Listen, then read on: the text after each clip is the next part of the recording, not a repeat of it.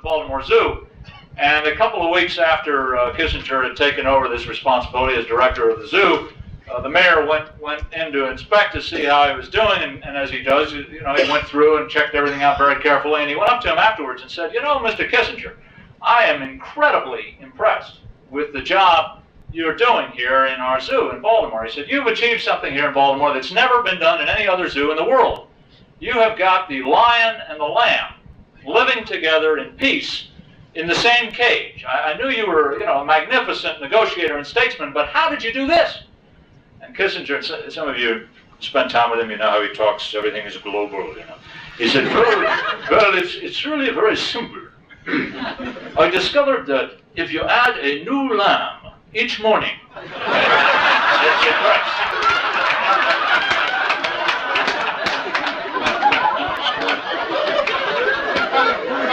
which of course is basically his approach to foreign policy. And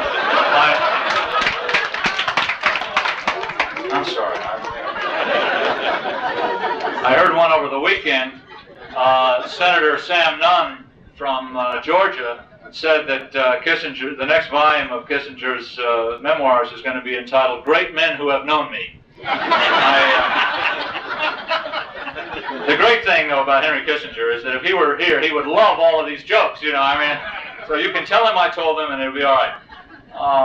As I indicated, I had the unique privilege, really, of serving as sort of an advisor to the commission, and I was very active in that capacity. There were 8 of us who were designated senior counselors, congressional counselors, but really only a couple of us went to all the meetings and participated very actively. Jack Kemp from New York and myself, and Jack and I sort of were there to watch each other, I guess, but we were very actively involved in participating and giving our advice to the extent that we could.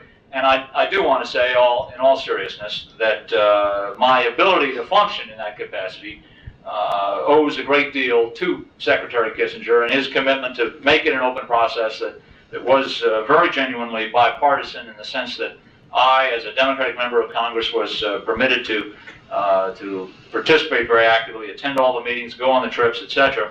And he had assembled an outstanding staff of career senior people from the Foreign Service, led by Ambassador Harry Schlotterman, who he brought back from Argentina, been our ambassador in Buenos Aires. He's a very outstanding public servant, and he had assembled a great team, and it was a privilege to work with him. I also want to say right at the outset that I found all 12 of the commissioners to be extremely serious and dedicated in their approach to their work on the commission. They devoted just unbelievable amounts of time to the commission, and these were people of substance who have a hard time. I mean, you all know how difficult it is in your own schedules. These were governors and Lane Kirkland, president of the AFL-CIO, and Potter Stewart, former Supreme Court member, and mayors, and it was a very substantial group of individuals, and they devoted, I think, a total of like 50 days to hearings and then 2 weeks to trips, so it was a remarkable commitment of time on their behalf. Well, now that we have the product of all of that effort and all of that talent, where are we? Where does it leave us? Does the report, as some have alleged, constitute a whitewash of Reagan administration policy? That is certainly what the administration hoped, and that some of its critics feared. Did the commission succeed in coming up with something new, something dramatic, an approach that really can command national bipartisan support? Or did it leave things pretty much the way they were before the commission began its work last summer? All of those statements have been made by people who've looked at the commission's product. And what I thought I'd do this evening is try to share with you my perspective on where we are left now that we have this 132-page small print report from the Kissinger Commission.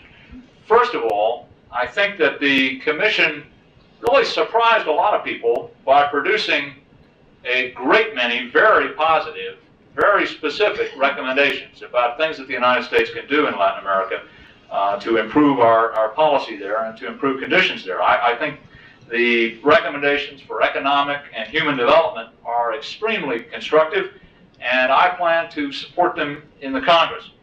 these recommendations approach the idea of a Marshall Plan for Central America, which was the dream of Senator Henry Jackson, the late, really great senator from Washington, when he had the idea for the creation of such a commission last year. Some of you have heard me talk about what I call the 1% solution.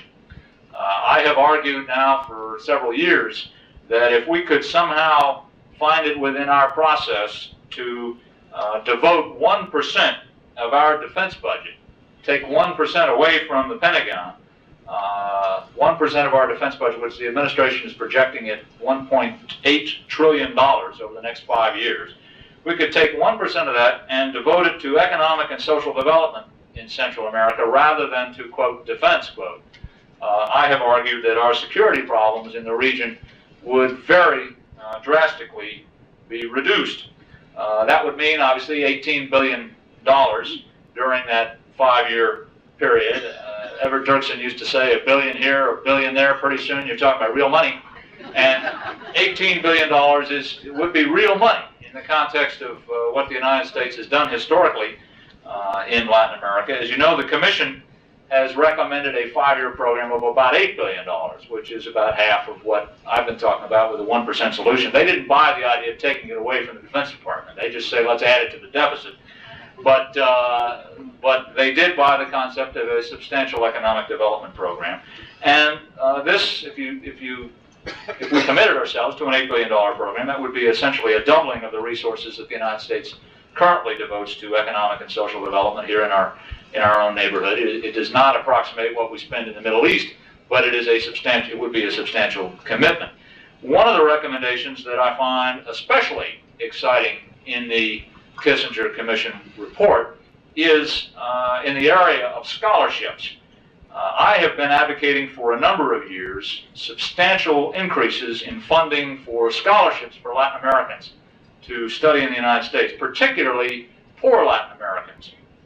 This is important, I think, not only for Latin American development, but also to counter the Soviet and the Cuban scholarship offensive in our region. In 1982, according to figures that the Commission was able to develop, 7,500 Central Americans were studying on full scholarships in the Soviet Union, in Eastern Europe, or in Cuba. 7,500. At the same time, only 351 were studying on governmentally sponsored scholarships in the United States. The Soviets and the Cubans are masters at this. They will go into a little village in Honduras or in Costa Rica or in the Dominican Republic, and they'll say to the school teacher or the local priest, who is the smartest kid in town? And then they'll go to the parents of that child and say, what does your son or daughter want to be? And they say, well, the best of all worlds would like to be an engineer. Well, have we got a deal for you? Free, all expenses paid education at Patrice Lumumba University in Moscow, and they are educating the future leadership of our hemisphere. The president of Costa Rica, President Mohe, told the Commission that what happens, and you expect this really, is when that young engineer returns from Patrice Lumumba University, no private sector company is going to hire him. Would you, for your company, hire this young man or woman that just got out of Patrice Lumumba University? But the government desperately needs that engineer, need that talent and that expertise, so they hire him. And what you're seeing now throughout the whole hemisphere, it's not just Central America, is that the middle-level talent in the governments of all of these countries is being educated by the Soviets and the Cubans and the Bulgarians and the East Germans, and we simply haven't been in the game.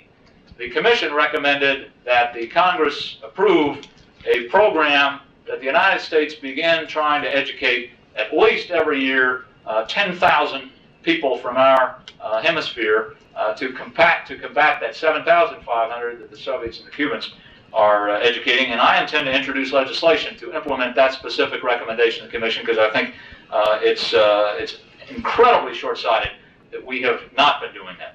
I think the Commission also surprised some people by repudiating the Reagan administration's policies in at least two very important respects.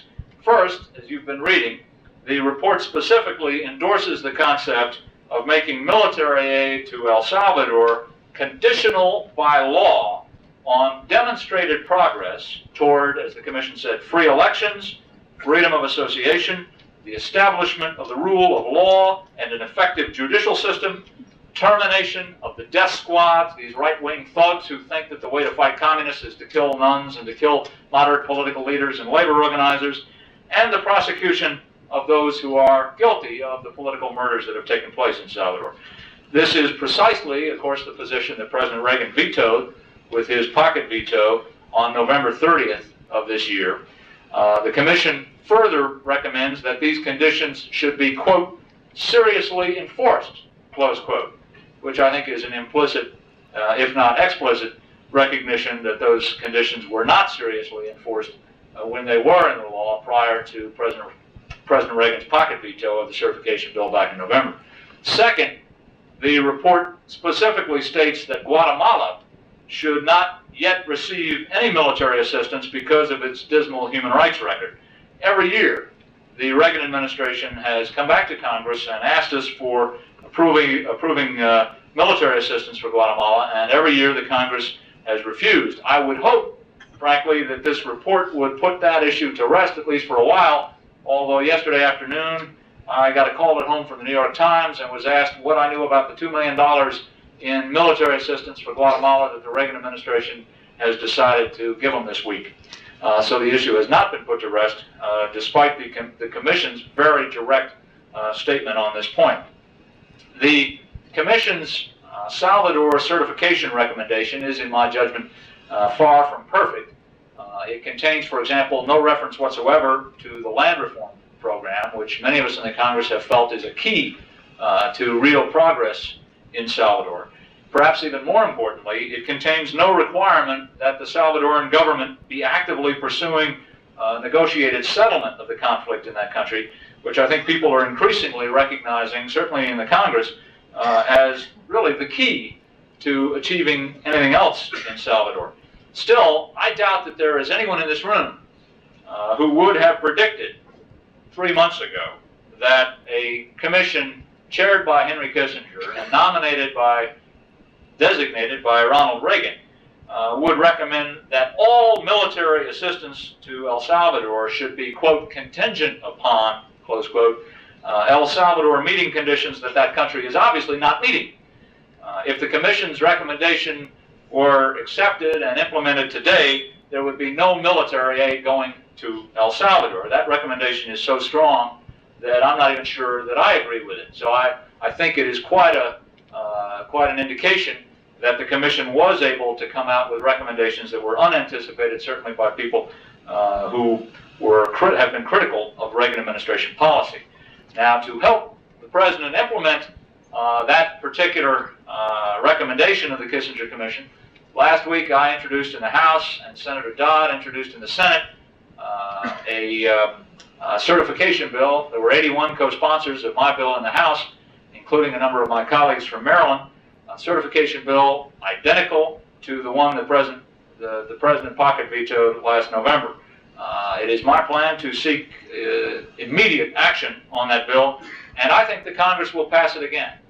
When we brought it up last year, there was basically no opposition to it. It passed both the Senate and the House without any serious opposition, and it was a shock even to the Republican leadership I know in the House when the President decided to pocket veto it. So I think in that respect and in others, the Commission can be very proud of its work. And even though I didn't always think so when I was going through it, I think that the result justifies, in many respects, the time and the effort that all the people involved put into it. As things go in Washington, this report constitutes very significant progress over a lot of the thinking that was taking place before the Commission started. But ultimately, after all of these positive things have been said, and as I say, there are very many positive aspects to the Commission's report, I have to say that the report fails in its basic objective of pointing the way toward a better policy that more adequately promotes United States interests in Central America. And what I'd like to do for just a few more minutes, briefly, is address why I think that's so. Our real objectives our real interests, that is the real U.S. interests in this region, are peace and security. And the report fails, in my judgment, to show us how to achieve those interests. The whole thrust of the report, certainly the thrust of the security chapter and the diplomatic chapter of the report, is that the way to achieve that peace and security is by sending more guns. But the report really gives us no reason to believe in its own stated solution. The necessity of a political settlement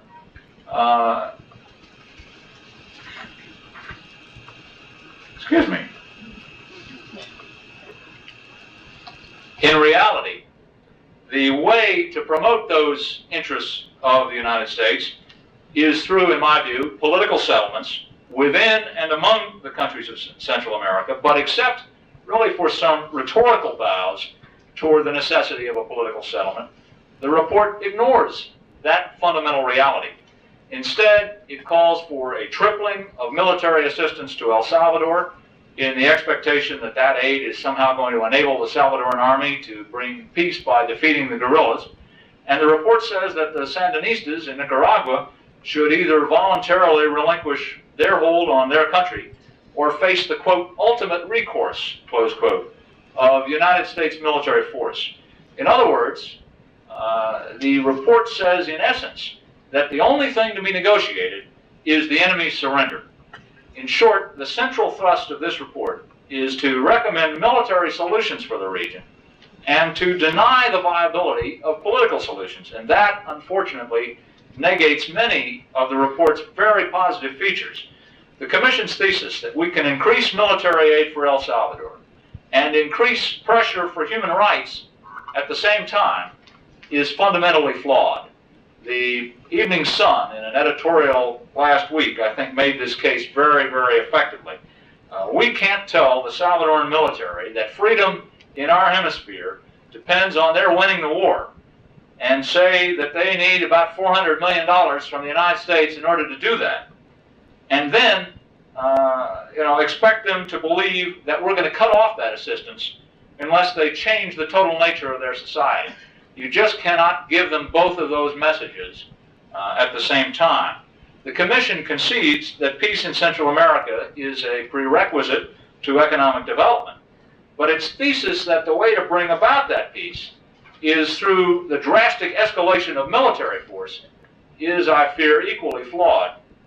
The Commission has made the mistake of uncritically accepting the administration's assertion that the poor performance of the Salvadoran military is due basically to inadequate materiel, inadequate aid from the United States.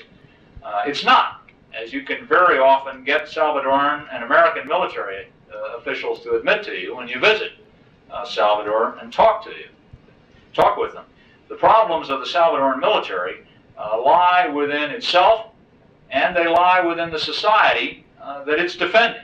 If you read the story on the front page of this morning's Sun about how the Salvadoran military is going around forcing young people into the ranks, then you know that those are not young people who are going to be fighting with any great sense of morale or any sense of why they're part of the military, whereas tragically I think the guerrillas have an idea of what it is they're fighting for. The problem of the Salvadoran military is not that they don't have enough money. Absent reform, in my judgment, a further $400 million in military aid is not going to buy peace, and it's not going to buy security in Salvador. It will buy more destruction. It will buy more death. It will buy more suffering. But I don't think the Congress should, and I don't think the Congress will, authorize significantly higher levels of military aid for Salvador at this time, absent the kind of very tough conditions that have been in the law in the past, and that the Congress and the Kissinger Commission have indicated are necessary in order for the United States to carry out a policy there that makes some sense. Finally, the Commission's international peace plan, if you will, for Central America is laudable, but it is also seriously flawed by its sort of all-or-nothing character. The Commission says that the nations of Central America should negotiate.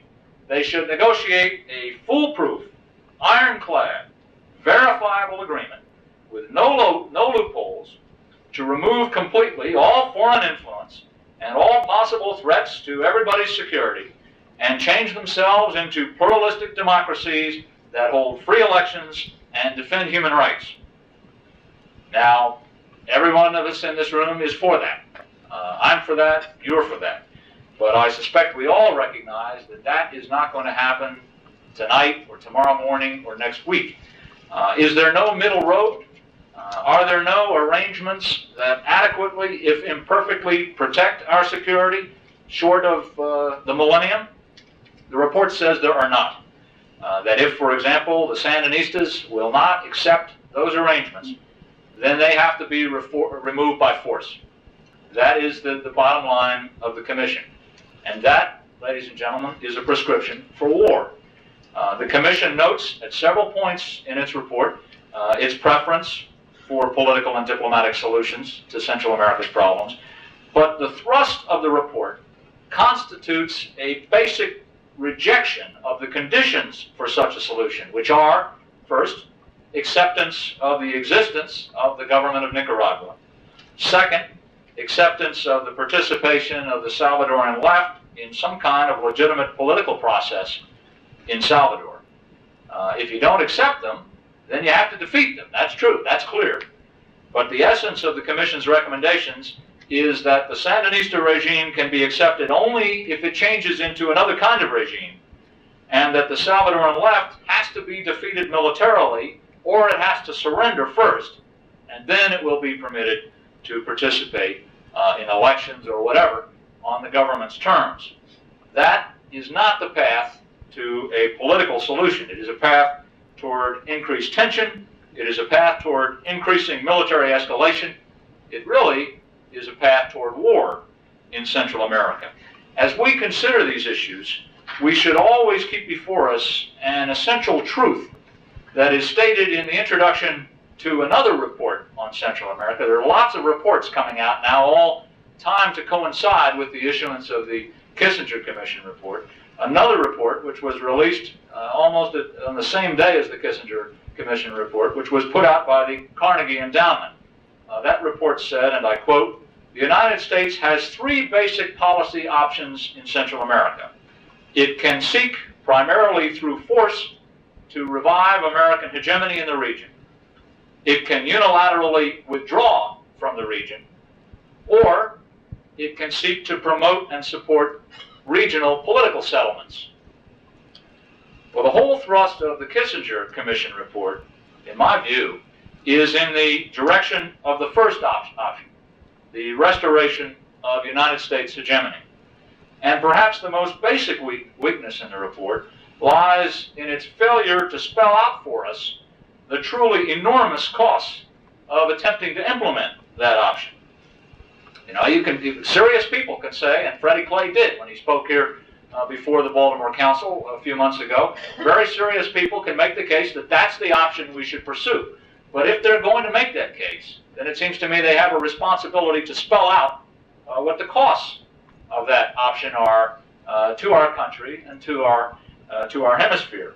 And if the aid numbers in the report seem high to you, that $8 billion for economic assistance over 5 years, and that $400 million next year for military assistance for Salvador, if those seem large to you, I can assure you that they are very small indeed compared to the real costs of continued and increasing American military involvement in Central America. I'm still trying to find out what it cost us to invade that little island of Grenada, one of the smallest, weakest countries in the world, and I have not yet been able to figure out, but it's a huge amount of money, that military action. We're still trying to add up all of the costs of that military action, and even that was substantial. But if you calculate what we're doing today in the covert war in Nicaragua, and what would happen if we got into an overt military involvement by the United States in Central America, the costs are incalculable.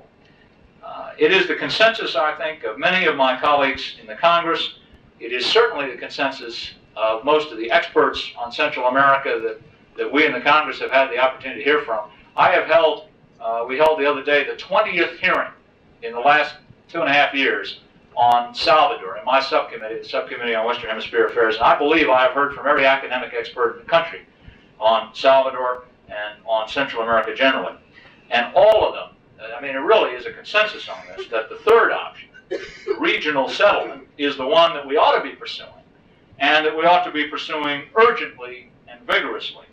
Had the Kissinger Commission shown us how to do that, it could have fulfilled completely its mandate to elaborate policies that could command the bipartisan support of the American people, and that could create the conditions under which the excellent economic recommendations of the Commission could be implemented and could be effective.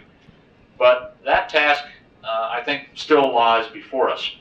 The Kissinger Commission has contributed in very real ways to the ongoing debate about United States policy in Central America. Indeed, it may have changed the nature of the debate by underscoring the fact that we as a nation do have very important interests in Central America. The United States has significant economic interests in Central America. We have significant humanitarian interests in Central America. And yes, we have very significant security interests in Central America. And the Commission has served us well by making that case. It was probably too much to hope that the Commission would end the debate over how best to promote those interests. But the debate, I think, now moves to a new level of sophistication. For the Commission has helped us all understand the complexities of the history of the region and the enormous difficulties that exist in resolving the current problems. I hope that even in this year, an election year in the United States, that we'll be able to do what the 12 members of the Commission did, which is set aside our partisan concerns, set aside our the inevitable, almost partisan nature of the debate in the United States, and discuss these crucial issues not as Democrats and Republicans, but as Americans who are concerned about our nation and our neighborhood. It is a challenge that is too important for us not to address it in that atmosphere and with that kind of seriousness. And I say again that I'm honored to have been invited to have the opportunity to be here this evening to discuss these issues with you, and I look forward to what I understand from past experience is always an open and vigorous dialogue, and I am delighted to be with you. Thank you.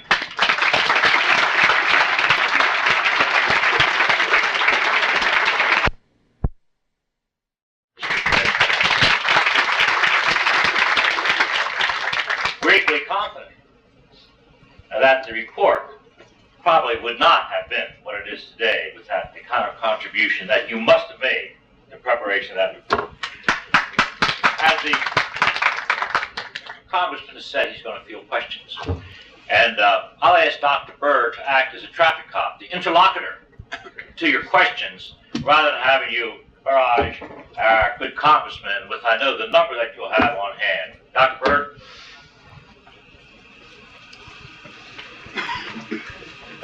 Congressman, if you would. There really is nothing threatening in this audience, I can assure you. We will, by the way, be ending promptly at 7:10, and so those of you who are on a tight schedule can keep in mind that we will end at 7:10. Yes, sir. Congressman Barnes, the entire, or at least a very substantial focus of our attention has been on Nicaragua and El Salvador, and a not inconsiderable percentage of our dollars to Central America going to those two countries. 2 weeks ago I was in Costa Rica, and very, very pleasantly gratified at what I found there. A real democratic country in which many areas we ourselves could emulate. And my question is, I've heard nothing at all about Costa Rica. They have no army. They're very vulnerable, being in a hotspot down there in Central America. They're looking for protection. The question was obviously asked, with no army, and of course they boast that they have more teachers than policemen there. The money that they normally would spend for an army has gone into education and into social reform programs. What assurance do they have that they will be protected given the insurgency in the countries we've been talking about? And two, is there any possibility of emulating that kind of democracy, that kind of politics practiced in Costa Rica and either El Salvador and or Nicaragua? Well, it's a great question because it really does point the path for the neighbors of Costa Rica. You're absolutely right about the nature of Costa Rica. It is a gem. Anybody who believes in democratic institutions, who is a small d Democrat, cannot help but be excited visiting Costa Rica. I'm sure many of you have been there and share your view and mine that it's just a dynamic, vibrant democracy and it's an exciting place to visit. I fell in love, I guess, with Costa Rica a number of years ago when I learned that it's the only democracy in the world that has neither an army nor a senate. And I decided, you know, that's about as close to heaven as one is likely to find anywhere on earth.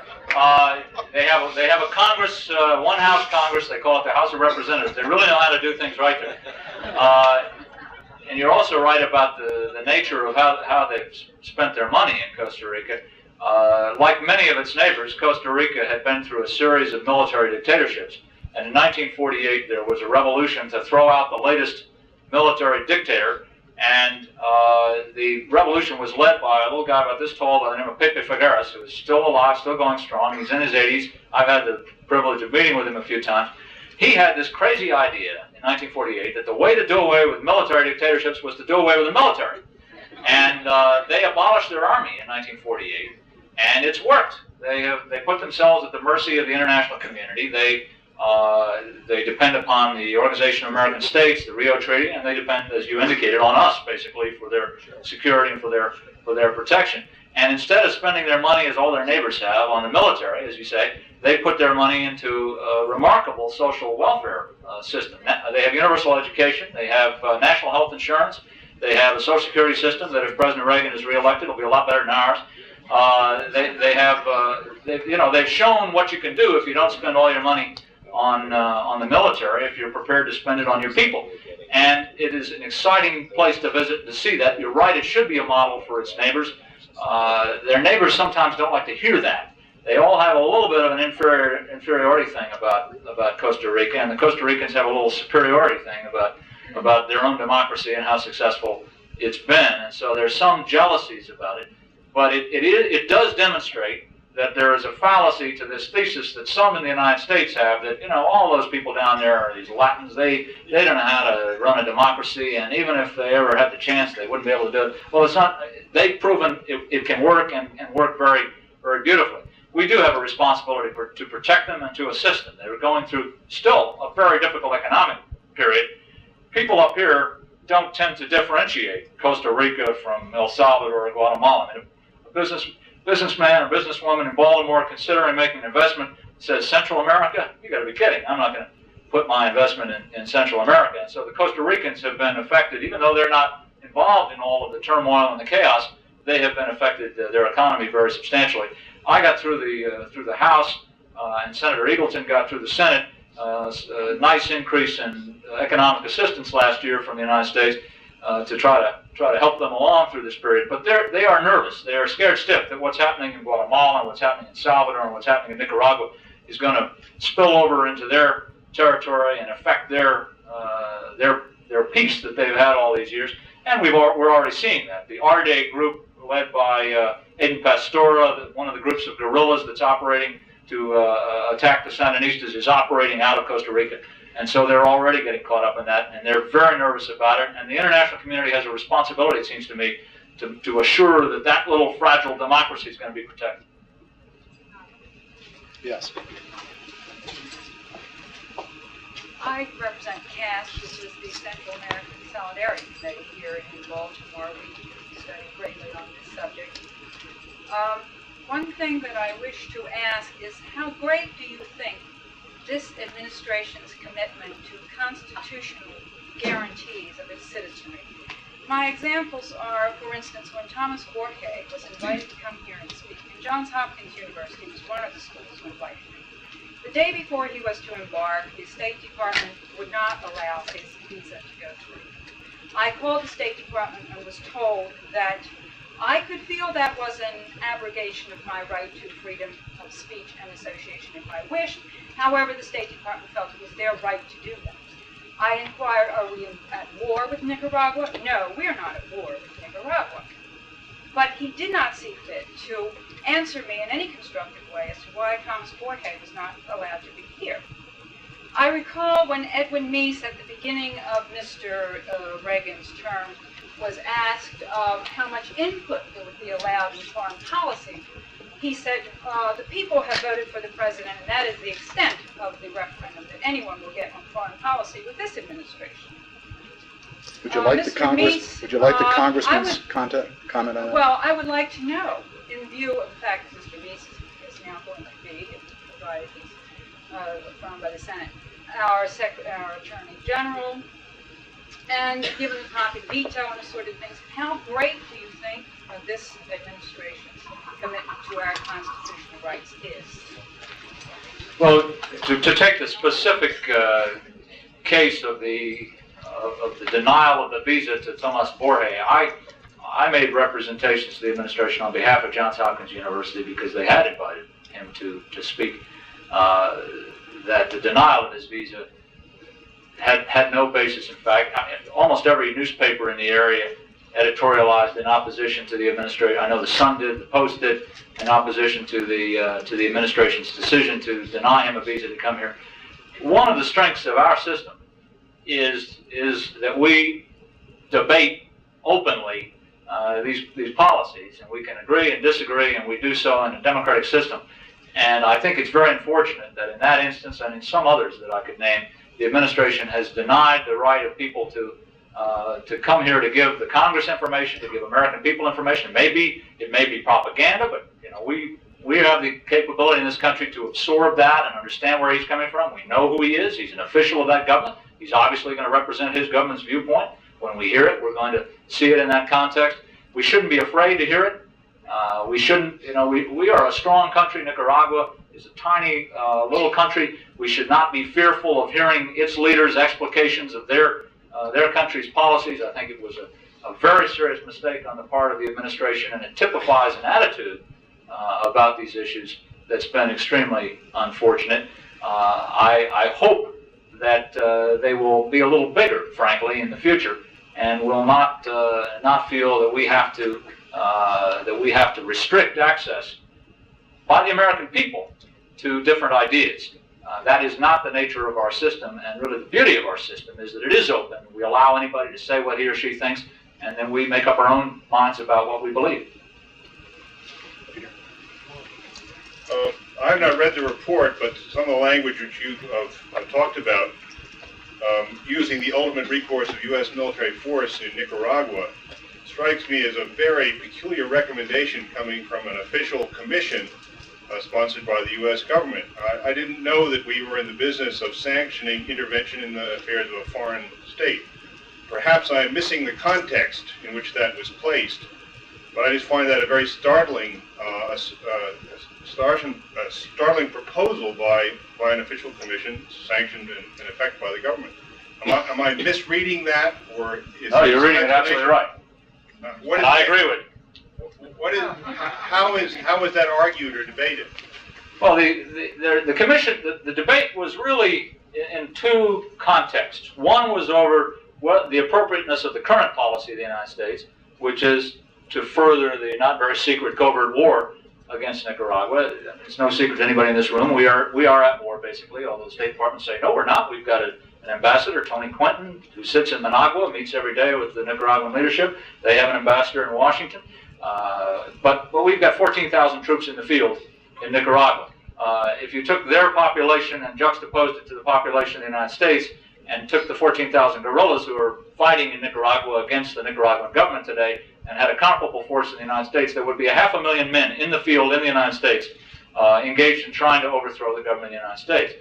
That is today the policy of the United States. There was a lot of debate within the Commission over the appropriateness of that policy. And that is if you read the report, the 132 pages carefully, you will note that that is the only place in the report where the Commission does not say, the Commission believes, or the Commission recommends. It says, a majority of the Commission believes. because they could not reach consensus on the point as to whether or not the United States should continue this policy of intervening through surrogates, through guerrillas that we've hired and trained who are fighting in Nicaragua. So that was one context of this question of military force against the Sandinistas. It was in the context of should we continue what we're doing now.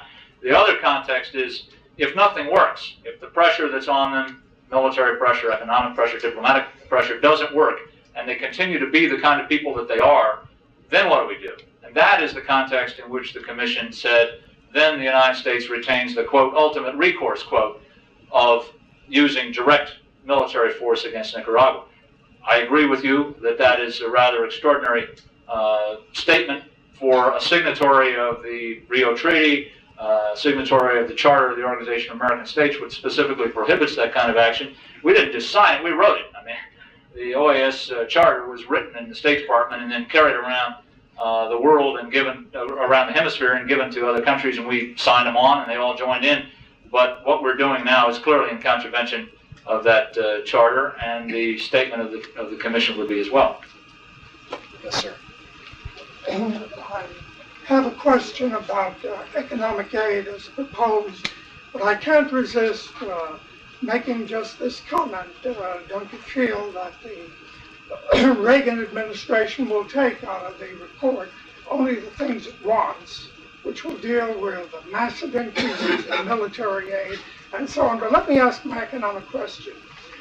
They're proposing big increases in economic aid, or some increases. The Sun paper carried a story pretty recently about Salvadorian businessmen in Miami who were siphoning off some of the aid being sent there. And this is not unusual, having lived in El Salvador for a while. I think it's probably true of Honduras and Guatemala, that economic aid is going to be siphoned off by people who really don't need that aid, but these are the ones who are going to be the major beneficiaries of any program of economic aid. Well, with respect to your first point, which was, don't I think that the administration will pull out of the report those aspects of it that it likes and ignore the others? I hope not. There are some signals that would lead us to suspect that that may be the case. The first signal was before the report was even issued, when it was a very well leaked report, as you'll recall. And before it was even issued, Larry Speaks at the White House said that the president would not accept the recommendation that assistance to Salvador, the military assistance, be tied to any conditions with respect to improvement in human rights or land reform or anything else. He then subsequently backtracked from that, but that was a signal as to the sort of the mindset of the administration with respect to how it would deal with the administration's with the Commission's recommendations. I will find out, I think tomorrow, more about it, because I got a call over here in Baltimore this afternoon that the Assistant Secretary for Latin America, Tony Motley, wanted to see me this afternoon, but I was on my way over here to outline for me what it is they're going to recommend. They're putting together some kind of package. We don't know what it is. I will be seeing probably his assistant tomorrow, because I think he's headed out of the country, but I'll find out more about that. I hope you're wrong. I hope your suspicions are wrong, but we have good reason to think that you're right. With respect to your second point, don't we have to be conscious of the danger that all the money that we send down there is just going to end up in Zurich or in Miami or wherever? Absolutely. And the Commission was not ignorant of the fact that there is enormous corruption in many of these societies, and that tragically in the past some of the programs that were targeted at assisting people, the poorest of the poor, really didn't reach them. We saw some very unfortunate examples of that in the Alliance for Progress in the 1960s. A lot of lessons have been learned from that. And AID is a lot better these days at running effective assistance programs. But beyond that, the Commission says that the assistance should only go to those countries that meet certain criteria. This has been overlooked in the media, but the Commission not only sets up a set of standards that Salvador and Guatemala must meet in order to receive military assistance, but it also lays out some conditions that any country that wants to receive economic assistance would have to meet. And they relate to corruption, they relate to human rights, they relate to the kinds of programs that the governments have in place. My own judgment would be that the only country in Central America that could probably meet those standards today would be Costa Rica. It'd be awfully tough to make the case that Honduras could meet those standards, or even Panama. So I wouldn't be advocating substantial economic assistance to those countries, except as a carrot. You hold it out as an incentive for reform, and if you're using Everett Dirksen's real money as the incentive for the reform, conceivably then you get people within the societies pressing for the kind of reform that's necessary to make it possible to use the money. One thing that we overlook is that these are tiny economies, and that relatively small amounts of money can go a long, long way. One statistic, which I think people from Baltimore particularly will find interesting, is that if you add up the gross national products of the 5 countries of Central America plus Panama — Panama is always, because of the old Central American Republic, is always set aside as a separate country — but if you add up the 5 Central American countries plus Panama, the total of their gross national products, the 6 countries, is almost exactly, at least it was in 1982, almost exactly the equivalent of the gross municipal product of the city of Baltimore. And that was before the World Series. So we're talking small economies in which an enormous amount could be achieved with a relatively small infusion of capital. Imagine what Mayor Schaefer would do if he were told, oh, by the way, we're going to give you an extra $8 billion over the next 5 years for Baltimore City. A lot of good could be done in this city. Yes, sir. Do you have any indication that the Salvadoran rebels would accept anything less than total control of the country? And if they did get total control of the country, project what that would be like now. The latter part of your question is the easier one to ask. Total control by the Salvadoran guerrillas, if they win a military victory and they take over the country, would be devastating, I think, for the people of Salvador. It would be a setback for U.S. interests, and it is something that we must work against. How best to oppose it is probably the right question, and that goes to the first part of your question. Do I have any reason to believe that the Salvadoran guerrillas will settle for anything less than total domination? They have come to the view, in my judgment, that they're not going to win it militarily because the Reagan administration will not let them. Now, conceivably, if they were to hang on to some future date and there would be a different administration that would look at that differently, and I don't think one would. I'm a supporter of one of the Democratic candidates for president. I don't think any of the Democratic candidates would necessarily look at that situation terribly differently from Reagan, except to the point of how much good he would do by injecting American troops into it.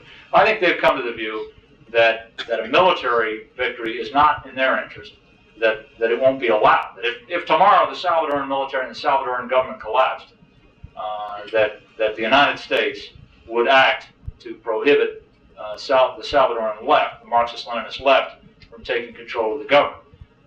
They have been now for 3 years, 2.5 years anyway, strong advocates of negotiations to bring about a political process in which everybody in the country could participate in a meaningful way without threat of death. If you were, for example, Ruben Zamora, a former Christian Democratic leader, former member of the government of which Jose Napoleon Duarte was president, and if you had been in the home of your brother, who was basically the Attorney General of Salvador when he was murdered by people who are today still officers in the Salvadoran army, and they said, oh, come on in and participate in these elections that we're going to run in March, I think you would have very serious second thoughts about doing that, particularly since the volume of people who are continuing to be murdered by the death squads continues to be relatively high.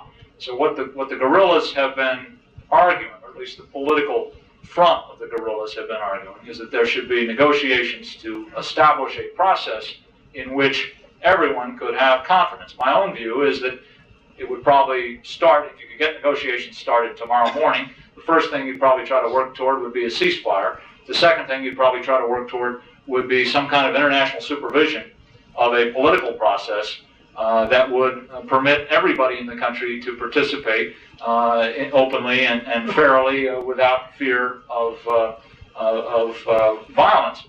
Jose Napoleon Duarte is one of the 2 major candidates for president in Salvador in the March 25th elections.